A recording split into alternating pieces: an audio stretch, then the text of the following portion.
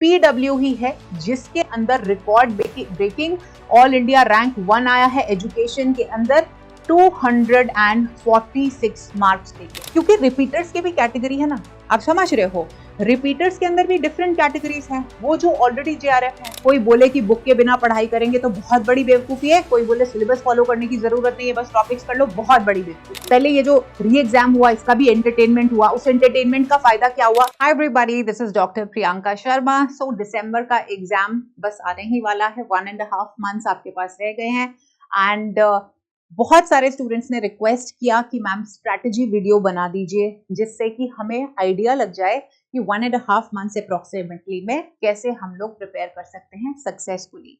तो my video is going to be targeted to 2 sections of students. सबसे पहले वो बच्चे जो एकदम बिगिनर्स हैं, है ना, एक वो बच्चे जो बिगिनर्स हैं और वो बच्चे जो रिपीटर्स हैं। ठीक है, रिपीटर्स कौन हुए? जो बच्चे सक्सेसफुल नहीं होते हैं इस एग्जाम में या इससे पहले वाले में, तो उनके ऊपर मैं बाद में आऊंगी। Will be targeting 2 again beginners and 2 will be repeaters. तो इस वर्ड से आपको बुरा नहीं मानना है अगर हम एग्जाम जो है I do not believe in saying कि आप अनसक्सेसफुल रहे हो या फेल्ड रहे हो, we will say repeaters. Okay, so I am going to first of all start की जो बिगिनर्स हैं वो इस समय के अंदर क्या कर सकते हैं। देखिए, I am a very straight forward person और यहाँ पे हम बिल्कुल स्ट्रेट फॉरवर्ड बात करेंगे क्योंकि समय कम रह गया है और आपने अगर कोर्स नहीं लिया, आप कोर्स ले सकते हैं, आपकी मर्जी है। ठीक है, आप लेना चाहते हैं लीजिए, नहीं लेना चाहते हैं वो भी आपकी मर्जी है। और अगर आप लेते हैं तो होता ये है कि आपको सबसे पहले यहाँ पे रिकॉर्डिंग्स मिल जाएंगी। किस चीज की रिकॉर्डिंग्स आपको मिल जाएंगी? क्लासेस की, एवरीडे क्लासेस। हम लोग रोज एवरीडे क्लास लेते हैं जिसके अंदर जो पूरा का पूरा फुल सिलेबस है, फुल सिलेबस में हर टॉपिक आपको पढ़ाया जाता है, टॉपिक इज कवर्ड। और क्या होता है ना, जैसे हम स्कूल में होते हैं, कॉलेज में होते हैं, तो रेगुलर क्लास होती है तो हमारा रिदम बनता है। तो जब आप कोर्स में आते हो तो आपका एक रिदम बन जाता है पढ़ाई करने का। ठीक है, तो दैट इज नंबर 1। वैसे तो आप थोड़े से लेट हो चुके हो एडमिशन लेने में मिशन 2.0 के अंदर, बट स्टिल अगर आपने अभी तक नहीं लिया है आप ले सकते हो, क्योंकि मैं आपको उसका एक रीजन बताने वाली हूँ। तो अगर आपने इस टाइम पे ज्वाइन किया है तो कुछ रिकॉर्डिंग्स आप देख लीजिए, क्योंकि हमारा 3 से 4 महीने की क्लासेस रेगुलर चलती हैं और क्योंकि 1.5 मंथ रह गया है तो सिलेबस तो आपका पूरा कवर्ड होगा। क्रैश कोर्स भी आपको मिलेगा। जब एग्जाम की डेट अनाउंस होती है तो आपको लास्ट में हम पूरा का पूरा क्रैश कोर्स करा देते हैं 1 महीने के अंदर। बट स्टूडेंट्स, आपको ऑनेस्टली बताऊं, क्रैश कोर्स का बहुत फायदा होता है, लेकिन उन बच्चों को फायदा होता है जिनकी कॉन्सेप्चुअल क्लैरिटी पहले से है और जिन्होंने क्लासेस इन डिटेल की हुई हैं। तो इसके अंदर आपको सबसे पहले ध्यान रखना है कि आपके पास सिलेबस होना चाहिए। ठीक है, आप जब ऐप डाउनलोड करते हो वहां से भी आप सिलेबस जो है डाउनलोड कर सकते हो, अदरवाइज आप मेरे से ले सकते हैं, आपको मिल जाएगा। प्रॉपर सिलेबस की कॉपी आपके हाथ में होनी चाहिए और जो कोर्स है वो सिलेबस का हर टॉपिक सीक्वेंस वाइज कवर करता है।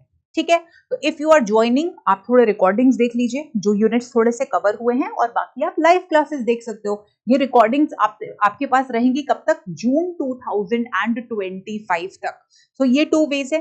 ठीक है, अब वैसे तो अफोर्डेबल कॉस्ट है बिल्कुल, लेकिन वो बच्चे जो बिल्कुल EWS कैटेगरी को बिलोंग करते हैं, तो आपके लिए मेरी तरफ से एक क्रैश कोर्स है जो कि 15 घंटे का अवेलेबल है YouTube के ही ऊपर। आप देख सकते हो 15 घंटे का वीडियो है। YouTube हमें 12 आवर्स ही अलाउ करता है, इसलिए उसको मैंने बांट के 2 वीडियोस में बनाया है, पार्ट 1 के अंदर और पार्ट 2 के अंदर। तो देखिए, यहाँ पे आप ये नहीं बोल सकते हो कि कोर्स वगैरह के लिए अगर आप बिल्कुल अफोर्ड नहीं कर सकते हो तो ये फ्री क्रैश कोर्स है। ठीक है, और 15 घंटे का है free crash course for 15 hours. 15 घंटे का वीडियो है जिसके अंदर अगेन मैंने हर यूनिट कवर की है। Unit is covered, unit and all topics are covered. तो आप ये देख लो। ठीक है, तो ये हो गया सबसे पहले कॉन्सेप्चुअल क्लैरिटी। तो बिगिनर्स, अगर आपको कोई बोले कि आप सीधा प्रीवियस ईयर क्वेश्चंस कर लीजिए या मॉक्स कर लीजिए, मैराथन्स कर लीजिए, तो this is absolutely a wrong strategy. जिस तरह का क्वेश्चन पेपर आ रहा है, बिना कॉन्सेप्चुअल क्लैरिटी के आप रट्टे मार के नहीं कर सकते हो, क्योंकि जो अभी क्वेश्चन पेपर्स आ रहे हैं उसमें रिपीटेड क्वेश्चंस मिनिमल आ रहे हैं। 3 से 5 क्वेश्चंस मैक्सिमम नए क्वेश्चंस बन के आ रहे हैं। सब्जेक्टिव पेपर है। और देखिए यहां पे जब मैं खड़े होके बोल रही हूं तो आप समझ लीजिए कि ये कितने सालों के एक्सपीरियंस के बेसिस के ऊपर बोल रही हूं। और पीडब्ल्यू ही है जिसके अंदर record breaking all India rank 1 आया है एजुकेशन के अंदर, 246 मार्क्स लेके। इसके बाद हमारे पास AIR2 के 4 स्टूडेंट्स हैं, 4 स्टूडेंट्स जिनके 99.99 परसेंटाइल नंबर आए हैं 238 मार्क्स के साथ। तो अगर ये स्टूडेंट्स हमसे रेगुलरली पढ़े हैं तो कुछ ना कुछ तो बात है ना, है ना। तो इन्होंने फॉलो किया है उस चीज को, तो आपको भी वो चीज फॉलो करनी है। अगर आपको बोले कोई प्रीवियस ईयर क्वेश्चंस रट के चले जाओ, स्टूडेंट सिलेक्शन नहीं होगी। Sorry for being blunt but this is about it. तो आप समझ गए हो। सबसे पहले आपको क्या करना है, आपको बिगिनर्स को क्लासेस जो है वो देखनी है। कॉन्सेप्चुअल क्लैरिटी आपकी बहुत जरूरी है। सबसे पहले सिलेबस अपने पास रख लीजिए, उसके बाद आप कॉन्सेप्चुअल क्लैरिटी के लिए क्लासेस देख सकते हैं। अब बुक लेनी बहुत जरूरी है। आपको नोट्स तो यहां पे मिलेंगे, ठीक है, लेकिन आपको बुक आपके पास होनी चाहिए। आप जब से स्कूल में पढ़ रहे हैं, कॉलेज में पढ़ रहे हैं, कभी ऐसा कोई सब्जेक्ट हुआ है जिसके अंदर कोई आपको बुक ही नहीं पढ़नी पड़ी? आपने एमएड किया है, एमए एजुकेशन किया है, बीएड किया है, क्या किताबों के बिना कभी कोई पेपर दिया है? नहीं दिया ना। तो इसलिए बुक लेना बहुत जरूरी है। तो आप बुक लीजिए, आप क्लासेस देखिए, क्योंकि कॉन्सेप्चुअल क्लैरिटी ऐसे ही होगी। आप नोट्स जो आपको पीडब्ल्यू पे मिल रहे हैं आप उनको पढ़ सकते हैं। उसके बाद आपको क्या करना है, सेल्फ मेड नोट्स बनाने हैं। अभी बच्चे बोलते मैम नोट्स मिल रहे हैं तो हम सेल्फ मेड, जी हाँ। आप जितने भी टॉपर्स की बात देखोगे, है ना, 100+ मेरे पहले ही बैच से स्टूडेंट्स का नेट निकला है। उन सबके मैं टॉपर स्टॉक तो ला नहीं सकती, तो जो भी है 5-6 अवेलेबल हैं, आप उनको देखिए। अनुराग का भी देख सकते हैं। सेल्फ मेड नोट्स, क्योंकि हर एक का स्टाइल डिफरेंट होता है, तो इन डेप्थ स्टडी करनी पड़ेगी। आपको क्लासेस अटेंड करनी है, आपको नोट्स मिल रहे हैं, उसमें इंपॉर्टेंट चीजें हैं। क्लासेस में मैं बहुत सारी चीजें बताती हूँ जो पूछी जाती हैं, इनको अवॉइड कर सकते हैं। उसके बाद आपके पास बुक होनी चाहिए। आप जो क्लास करते हो या कोई भी आप वीडियो देखते हो, उसके बाद बुक में उस चीज को अंडरलाइन करिए। उसके बाद आप सेल्फ मेड नोट्स बनाएंगे, ठीक है। और आप जैसे जैसे यूनिट्स को या टॉपिक्स को कवर करेंगे, उससे रिलेटेड पीवाईक्यूज आपको करने हैं। तो अगेन मैं फिर कोर्स के ऊपर आ जाती हूँ, being very realistic and non commercial. Let me be very very frank, as I told you in the beginning, you want to come please come, if you do not want to do not. But जो चीज है मैं उसका फायदा तो बताऊंगी। तो जब आप टॉपिक वाइज पढ़ते हो, तो अगर आप कोर्स में ही हो तो आपको रोज डीपीपी करने को मिल जाता है। अब ये डीपीपी क्या है, आपने कोई स्पेसिफिक टॉपिक पढ़ा, सपोज आपने आज हाइपोथेसिस पढ़ी, है ना, तो हाइपोथेसिस से रिलेटेड क्लास करने के बाद आपको एक टेस्ट करने को मिलता है, डेली प्रैक्टिस पेपर। तो वो आपको अटेम्प्ट करना है। इससे क्या है कि आपने जो पढ़ा उससे रिलेटेड आपने क्वेश्चंस जो फ्रेशली फ्रेम्ड होते हैं और पीवाईक्यूज टॉपिक वाइज आप कर लेते हो। ऑलराइट, इसके बाद आपको क्या करना है, जब आप ये सब की सब चीजें कर लोगे, आप ये नोट करते रहिए, मैं रब कर रही हूं। उसके बाद स्टूडेंट्स आप आएंगे प्रीवियस ईयर क्वेश्चंस के ऊपर और मैराथन्स के ऊपर। जब आप धीरे धीरे, ये याद रख लेना कि आपको रिवाइज साथ साथ में करते रहना है। जैसे यूनिट 1 आपने कर लिया, उसके नोट्स बना लिए, अब आप यूनिट 2 कर रहे हैं, यूनिट 2 कर लीजिए, 3-4 दिन के बाद एक बार रिवाइज कर लीजिए नोट्स के थ्रू। Then you come to unit 3। जब आप यूनिट 3 कर रहे हो, बीच में 1-2 दिन जो आपने नोट्स बनाए हैं उनको आप रिवाइज कर लीजिए। इसलिए आपको करना पड़ेगा, बिगिनर्स आपको मेहनत डबल करनी पड़ेगी। यस, उसका रीजन ये है कि दिसंबर में बहुत सारे बच्चे जो रिपीटर्स हैं वो देंगे, जिनकी ऑलरेडी सब्जेक्ट नॉलेज है। वो बच्चे हैं जो ऑलरेडी टॉपर्स हैं, जेआरएफ को एक्सटेंड करने के लिए वो भी अपीयर होंगे। तो और इनको समय भी मिला है ज्यादा, है ना, 1 साल की प्रैक्टिस है. They have done in June also, they prepared for June also, and then re-exam also, so they have an advantage and you have to compete with these people. इनका ऑलरेडी एक बेस बना हुआ है तो आपकी मेहनत double होगी. तो आप मैराथन्स अटेंड करें, पीवाईक्यूज करें और मॉक्स. अब आप बोलोगे मैम मॉक्स क्यों? क्योंकि कहीं कहीं से बच्चे बोलते हैं कि मैम मॉक करना है. उसका रीजन क्या है? लेकिन आप मॉक्स के ऊपर तब आए जब आप प्रीवियस ईयर क्वेश्चंस कर चुके हो. 2018 ऑनवर्ड्स ही करिएगा, उससे पहले करने की जरूरत नहीं है. पैटर्न डिफरेंट था. मॉक्स में क्या होता है? As I tell you, freshly framed questions by experts. ऐसे नहीं कि मॉक कोई भी करवा रहा है, नहीं. SME subject subject matter experts होते हैं या आपके टीचर्स हैं, वो जब मॉक्स फ्रेम करते हैं तो वो नए क्वेश्चंस हैं. और जब आप रियल पेपर देने जाओगे दिसंबर के अंदर तो वहां भी फ्रेशली फ्रेम्ड क्वेश्चंस ही होंगे. इसलिए मॉक्स आप अवॉइड नहीं कर सकते. But previous year questions are the most important. Subject specific, topic specific आपको करना है. जब आप ये करते हैं फिर उसके बाद आपको फुल सिलेबस रिवीजन रेगुलर करनी है. Full syllabus revision. और स्ट्रैटेजी के ऊपर आपको यूट्यूब के ऊपर आप मेरा नाम लिखिएगा और आपको स्ट्रैटेजी की बहुत सारी ऑलरेडी वीडियोस मिल जाएंगी. 1.5 मंथ्स के, इसलिए मैं ये फ्रेश बना रही हूं. ठीक है, आप इंश्योर करिए कि आप फुल सिलेबस को रिवाइज कर रहे हैं. और हर क्लास, मैं हमेशा हर स्टूडेंट को बोलती हूँ, वो बेशक ऑल इंडिया रैंक 1 अनुराग थे या ऑल इंडिया रैंक के 4 बच्चे या 100+ बच्चे जिनकी सिलेक्शन हुई है नेट जेआरएफ के अंदर, ठीक है, उन सबको मैंने ये बोला है कि अगर आप यहाँ पे आ गए हो, एक भी क्लास आप मिस नहीं करेंगे. अगर आप मेरी हर बात मानते हैं, अगर आप हर क्लास अटेंड करते हैं, देखिए आपका सिलेक्शन होता है या नहीं होता है. अब ये बात अलग है कि क्लासेस अटेंड कर करके बच्चे इंटेलिजेंट हो गए हैं और इतनी हाई कट ऑफ ले चुके हैं, बट आफ्टर ऑल आप भी हमसे पढ़ोगे तो आप भी उस लेवल के ऊपर आ जाओगे. तो ठीक है बिगिनर्स, आई होप आप समझ गए हो.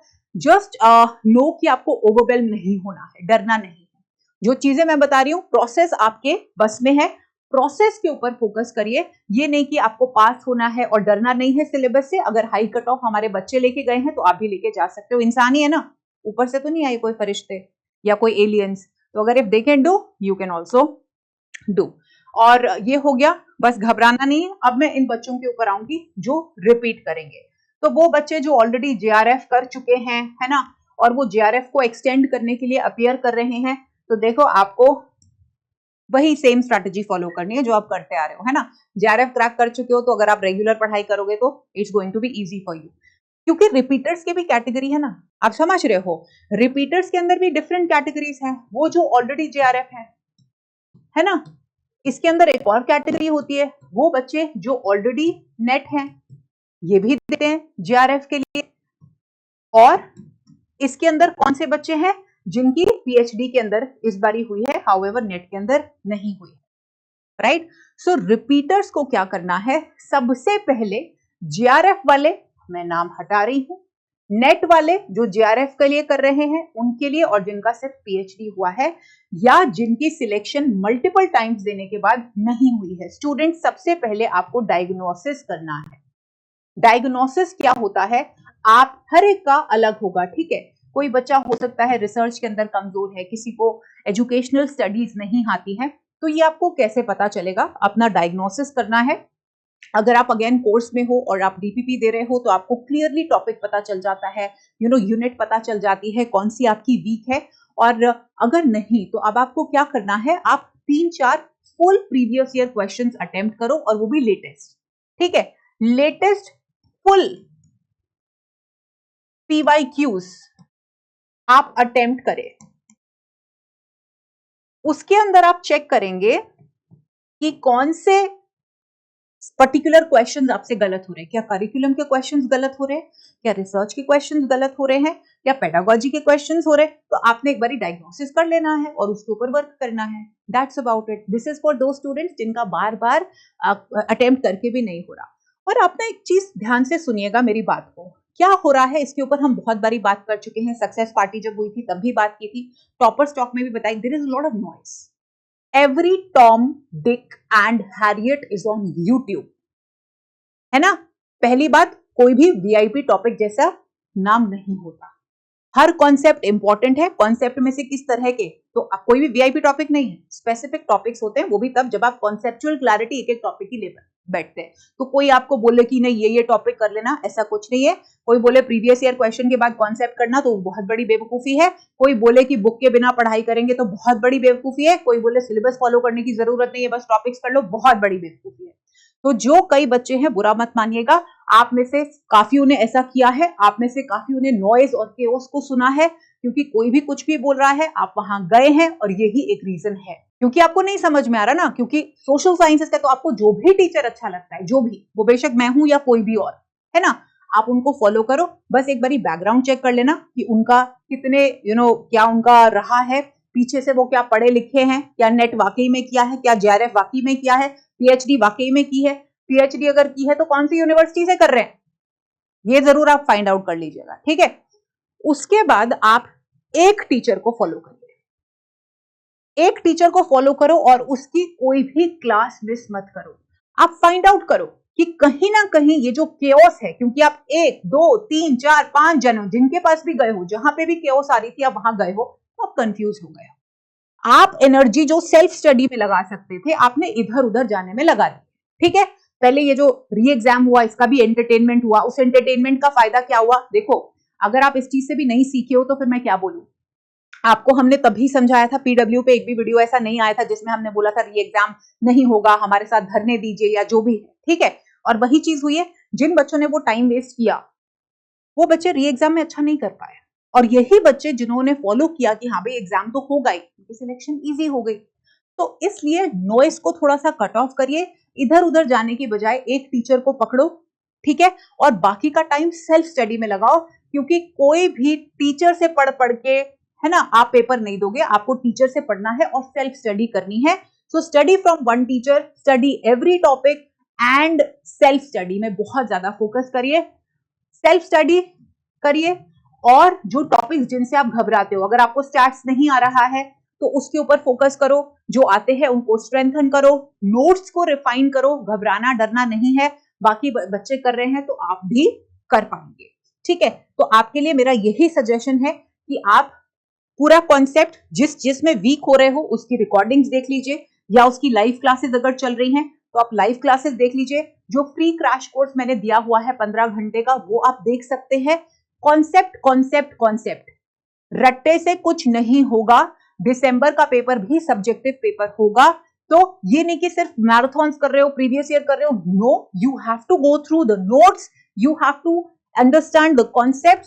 जिन चीजों से आप घबरा रहे हो उनको पढ़ना पड़ेगा, क्योंकि जिनको अगर आप नहीं पढ़ोगे तो कोई और पढ़ रहा है ना। तो आपका कंपटीशन खुद से है, आपकी मेहनत ये नहीं है कि सामने वाला फेल हो जाए तो आप पास हो जाओगे, नहीं, आपको इतना करना है कि आप अच्छा कर पाए। तो वो आपको अपने दिमाग के साथ लड़ाई करनी पड़ेगी। जो टॉपिक्स आपने मिस किए हैं, जिनमें आप कमजोर हो, आपको उनको एक्सपर्ट उनके अंदर बनना पड़ेगा। सिलेक्शन तभी होगी, इंडिया के टॉप 6%, टॉप 1% में आप तभी आएंगे। तो जो गलती की है बच्चों, उसको समझ जाओ, नॉइज और क्योस को थोड़ा कम करो और सेल्फ स्टडी के ऊपर फोकस करो। और आपको एक बात बताऊं, इनसे ज्यादा एज है आपको। ये जो बिगिनर्स है ना, इनको थोड़ी सी ज्यादा मेहनत करनी पड़ेगी, आपको भी करनी है, लेकिन आपको ऑलरेडी बेसिक नॉलेज है। तो एक पॉजिटिव ये है कि you have some base knowledge, you have an advantage. It is just that you are going to diagnose and strengthen those areas where you have been weak. तो एक तरफ से ऐसे खुश हो जाओ, लेकिन सेल्फ स्टडी के ऊपर फोकस करो। तो दैट्स अबाउट इट। कोई और भी क्वेश्चन है स्ट्रैटेजी को लेके, प्रेपरेशन को लेके, you are please free to ask me in the comment section. I hope this video has been useful to you. Take care of yourself. अरे जाते जाते मैं तो भूल ही गई, पेपर वन के ऊपर फोकस करना बहुत इंपॉर्टेंट है। बात तो मैंने करनी थी सिर्फ और सिर्फ पेपर 2 की, लेकिन मैं साथ में आपको बता देती हूँ कि पेपर 1 को भूलना नहीं है। अरे ऐसे करते रहो, एजुकेशन पढ़ते रहो और पेपर 2 में आप ऐसे कर जाओ, पेपर 2 में एक्सपर्ट हो जाओ। पेपर 1 को आपने इग्नोर नहीं करना है स्टूडेंट्स। इसके साथ आपको इग्नोर नॉट, रोज एक प्रैक्टिस पेपर आपको करना है। इसके अंदर भी ना कई बच्चों को फायदा हो जाता है। कई बच्चे जिन्होंने एसएससी के लिए प्रिपेयर किया है या पहले एग्जाम्स दिए हैं या मैथ की बैकग्राउंड रही है, तो वो डीआई वगैरह में एक्सपर्ट होते हैं और आप जानते हो कि डीआई मैथ के क्वेश्चंस खूब आ रहे हैं। तो ये बच्चे वो हैं जिनकी ऑलरेडी मैथ के अंदर थोड़ा होल्ड है, प्रीवियस नॉलेज बहुत है, प्रीवियस बैकग्राउंड नॉलेज बहुत है। सो अगर मैं AIR 1 के बारे में बात करूं तो उनके 42 मार्क्स आए थे, सॉरी 42 क्वेश्चंस जो है वो उनके सही हुए थे 50 में से, which in itself is a very very good thing. तो आप उनका देखिएगा, मेरे साथ पॉडकास्ट है उनका, अनुराग का, आप देखिएगा। तो आपको इंश्योर करना है पेपर 1 का पूरा आप जब गो थ्रू करते हो सिलेबस, आप देखेंगे 1-2 पेज का पन्ने का सिलेबस है, लेकिन इसका मतलब ये नहीं कि पन्ने जो है कम है तो सिलेबस छोटा है, ये उल्टा होता है। पेपर 2 में 5-6 पेजेस का सिलेबस है पर वो उतना ही है। पेपर 1 में खुला छोड़ा हुआ है इन्होंने, यूपीएससी की तरह 2-2 लाइनों के, है ना, और उसमें से कहीं से भी क्वेश्चन आते हैं। तो इसका जो टेक्निक है वो थोड़ा सा अलग होता है। बुक लेनी बहुत जरूरी है। पेपर 1 की आपके पास मिनिमम 2 बुक्स होनी ही चाहिए क्योंकि पेपर 1 बहुत वाइड है और आप एक एक यूनिट पढ़िए। सबसे पहले आपको मैं बता देती हूं कि जो यूनिट 5, 6 और 7 है, इनकी आपको रोज प्रैक्टिस करनी है, every day practice, every day. Math की, लॉजिकल रीजनिंग की, डेटा इंटरप्रिटेशन की एवरी डे प्रैक्टिस आप करेंगे, ठीक है। यूनिट 1 आपका जो टीचिंग एप्टीट्यूड है, रिसर्च एप्टीट्यूड है, ठीक है। कॉम्प्रीहेंशन को छोड़ दीजिए, कॉम्प्रीहेंशन में एटलीस्ट आप एवरी 3 to 4 डेज, है ना, 3 to 4 डेज में आप एक कॉम्प्रीहेंशन जो है आप अटेम्प्ट कर सकते हैं। और कम्युनिकेशन स्टडीज, इनको आप पढ़ लीजिए, नोट्स बना लीजिए, कुछ दिनों के बाद रिवाइज कर लीजिए। लेकिन इनके जो क्वेश्चंस है ना, मैथ वाले क्वेश्चंस, लॉजिकल रीजनिंग वाले और डेटा इंटरप्रिटेशन, इनके आपको रेगुलर क्वेश्चंस, नए नए क्वेश्चंस अटेम्प्ट करने हैं एवरी डे, ठीक है। और बाकी जो यूनिट 8, 9, 10 है उनकी क्लासेस देखिए, उनका अगेन यूनिट नंबर 1, 2 और जो 4 यूनिट है कम्युनिकेशन वाली, उनकी स्ट्रैटेजी रहेगी प्रैक्टिस करना और every day practice 1 complete question paper. Every day एक क्वेश्चन पेपर आपको अटेम्प्ट करना ही करना है। तो पेपर 1 को साथ ले लेके चलना है, पेपर 1 भी आपको रोज पढ़ना है, क्योंकि अगर आप पेपर 1 में अच्छा स्कोर नहीं करोगे तो सिलेक्शन थोड़ा मुश्किल हो जाता है। पेपर 2 में सपोज यू डू वंडरफुल, है ना, बट पेपर 1 आपने इग्नोर कर दिया, सो आप देख लो आपके मार्क्स कम हो जाएंगे। तो ensure that you know attempt paper 1 papers every day and ensure that you do not ignore paper 1 and take care of yourself and yeah, I'll see you in the next video. Be open to ask questions in the comment section. Take care. Bye bye.